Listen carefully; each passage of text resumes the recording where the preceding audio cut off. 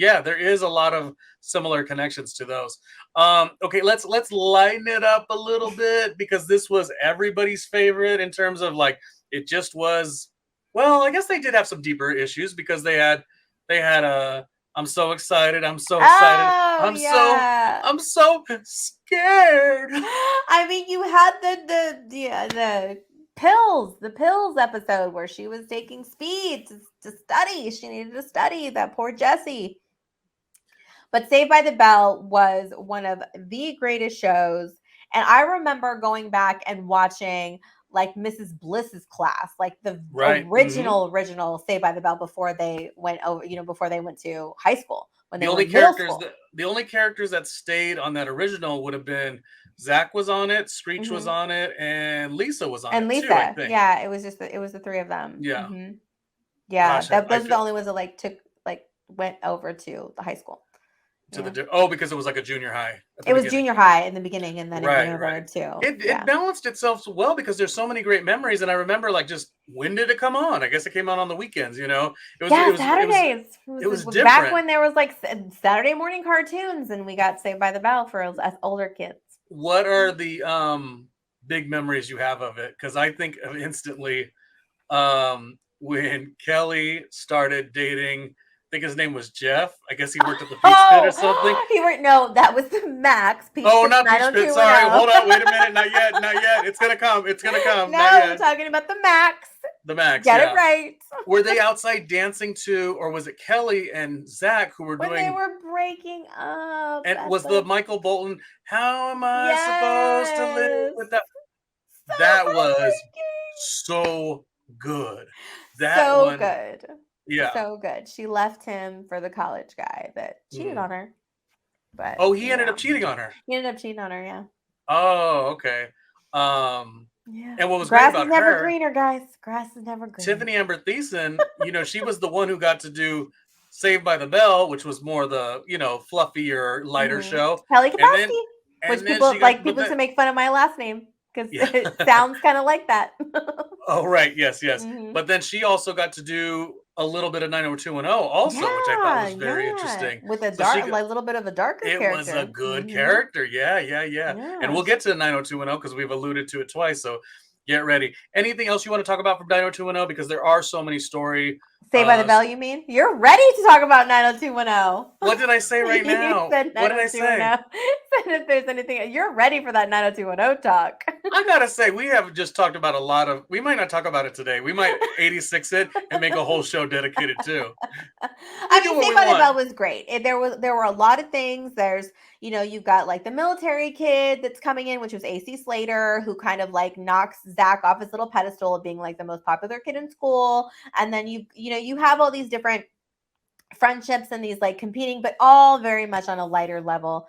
And I think one of my favorite episode arc was so ridiculous when they had like Zack Attack and they were like the band and they were like a pop group. And like the dubbing, like the voices used for them was so off the wall. Wasn't there one where Lisa was dancing but she was in crutches or something? Yes. Oh, there was a dance contest. And How about when Screech was burying his lizard? Did you remember that one? Remember when his mom was like such an Elvis fan? Which one? His mom was such an Elvis fan, and she would dress up as Elvis and go to the Elvis conventions, and she had like a bust of Elvis, and they had a party and broke it. Yeah, and it was like such a big deal. Oh my gosh! That's when another 90210 alum was on the show, Tori Spelling. Tori Spelling was Screech's girlfriend. She was Violet. Was that her name? Violet? Yes. The cameo that makes the most sense, though, when you think of 90210, is Stacey Carosi. I mean, being Leah Remini. Oh, we've Saved by the Bell. Stop saying 90210. Did I really say it? Tell me what I just said. What did I just say right now? You said a cameo on 90210. They're all the effing But same. It was when Saved by the Bell went to the beach. So I'll give you that. What is this picture we're looking at? I mean, if you're audibly listening, you just gotta imagine. What are we looking at right here? What is this? Saved by the Bell. We're looking at Saved by the Bell. And what did I call it? What did I call it? You keep calling it 90210. I've had a long weekend. Ronnie is all about the 90210. He is ready to jump. I don't want you to spaces. say that because what if I don't have anything interesting to say by the time we get there? I'm just messing now up because now we're building it up. I'm messing up because I'm tired. We're gonna have to do a part 2. I'm kidding. Cut. Okay, so I guess we could be done with Saved by the Bell was great. Everybody loved it. Lots and lots of fun. And they went on. You got Saved by the Bell, the college years. You had the Zack and Kellie wedding. I mean, it went on forever. They did a remake on Peacock streaming. Oh, they did. Yes, I don't think it went. I don't think it went for a season 2, but because I don't think it did. But I totally. I would have been okay to see it.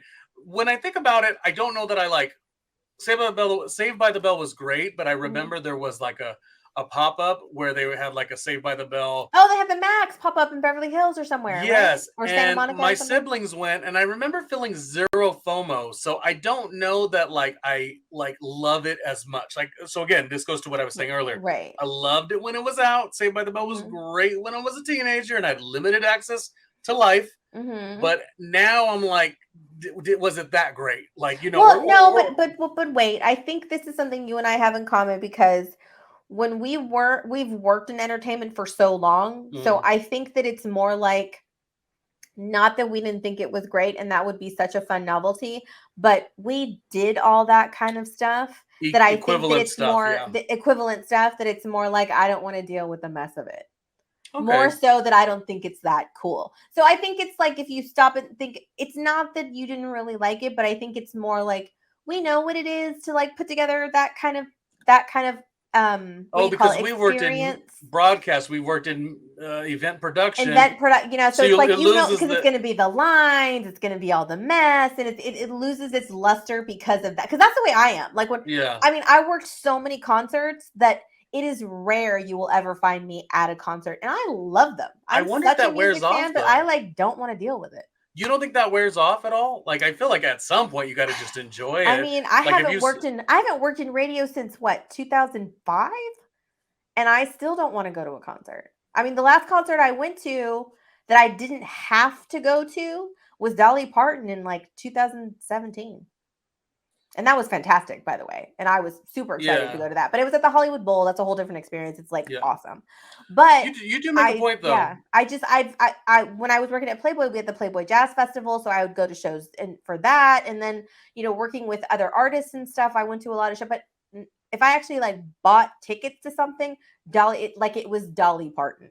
Other than that, I mean. Well, there it is. So people don't realize how many, hours you have to put into these jobs that you and I worked, especially at the beginning, that like the one thing we could have as a payoff is that I'm not waiting in a line or,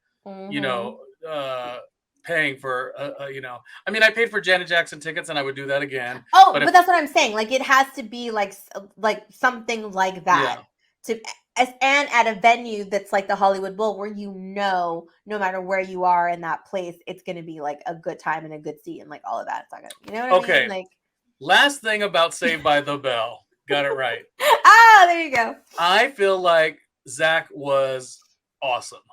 And do you think more people sided with Zack or AC Slater? I was always more of a Zack fan. Me too. He was so arrogant. He was cocky and he was arrogant and all that, but he was actually like a really good guy. I think so too. Remember when he like made his errors? He just was like conniving. And no, he totally always wanted to win. He was super competitive. Which was kind of fun to watch. Oh, it was totally fun to watch. That's one thing I did like to watch between the two of them, but I feel like I just didn't vibe a lot with like Slater's character because I feel like he was just a little too arrogant and there wasn't really anything underneath that. But I think that was like what his character was. And do you think you don't like Slater because Mario Lopez is hard to enjoy too? Do you think a little bit of it has to do with that? Oh, I have a really funny Mario Lopez story, but it could be. I mean, it could be because he does kind of come off a little not so friendly, I guess. He comes off as the opposite that he sells, and that drives me nuts more than anything. Totally. He sells nice guy, but we have been behind those, working in those jobs. He's kind of a dick. Like, he kind of is. I mean, whatever. Like, he kind of is. Yeah. But let me tell you my funny, like, Mario Lopez story. It'll be fast.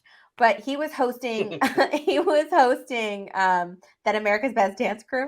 Yep. And I had met Randy Jackson at an event, and we became friendly, and he invited me and some girls out to go watch a taping of the show.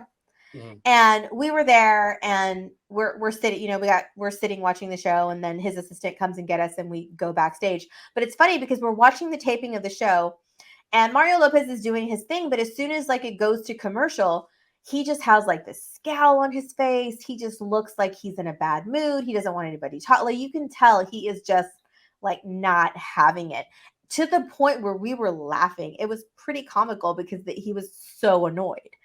And then, but as soon as like it was time to come back on, like he was on it because he's a professional. So we go backstage, and we're talking with Randy and like hanging out, and then Mario comes back over there, and this is just how I am. Like, I can't help it. I was just like, are you okay? Like, what the fuck is wrong with you? And it just kind of was funny, like how that banter happened. And he just looked at me, and he just broke and just started laughing. I was like, dude, you look like you wanted to like murder everyone in the audience. Like, are you having a bad day? Are you okay? And we just were. And it turned out like he honestly was just having a bad day. And we talked about it, and he really wasn't as shitty as I thought he was. And we like laughed it out or whatever. But I mean, when you're doing that kind of stuff and you constantly have to be on, and it gets annoying, and it just gets to be so much after a while. And I totally relate to that. And I mean, I don't know if you've ever experienced that, when you constantly just have to be friendly when you don't want to be, and you constantly have to be doing things you don't want to do, and sometimes you're just in a fucking bad mood, and nobody will let you be in a bad mood, and it's hard. It's like sometimes you just can't fake it. And I think he was just having one of those days, and I just broke it out of him, and it was funny, and it turned out to be funny. He lightened up, and then he did the rest of the show, and it was just like a different vibe. But I think he requires a special person like you, who know, because other people will look at it as like jerk, like totally, which that's how I would do. I would be like, what? But you gave him the benefit of the doubt, and then you were able to make a connection. So I think that's really what it is. But also, I'm a publicist, and I deal with bratty ass people all the time, and that was always kind of my tactic, was to just be like, what is wrong with you? Are you cool? Because you're looking like you're not. Like, it's funny. You know what I mean? Like, my only thing with him is like, and thank God for him. Thank God he got Dancing with the Stars, because his career was not ascending. It had a bit of a lull, like everyone does.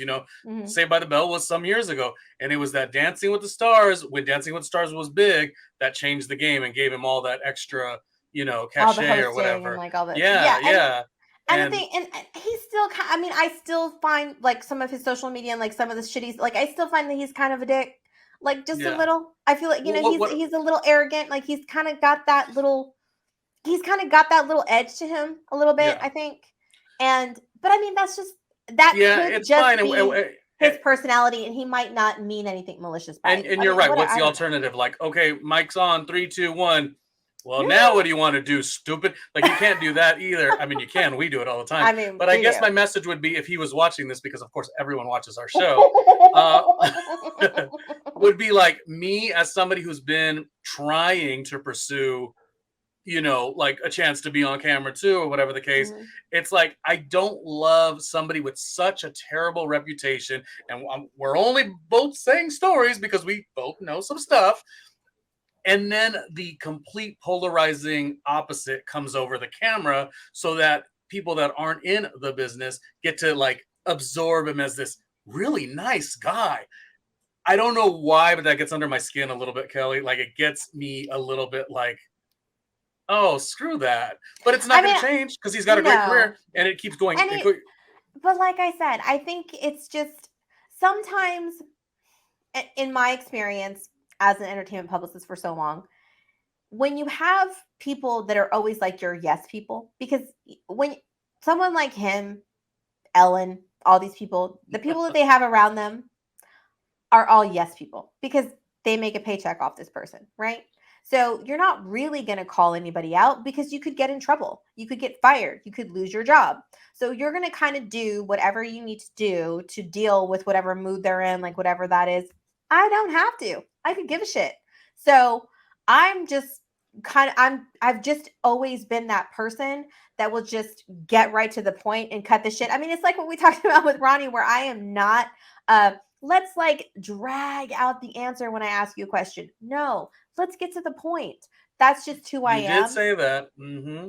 But when I worked for Kiss FM and I would deal with Wango Tangos and Jingle Balls, that's why they would put me with the J Lo's and the Snoop Dogs and all those people, because I would just cut the shit and be like, yo, you're late. We got to go to sound check. I'm not going to fawn over you.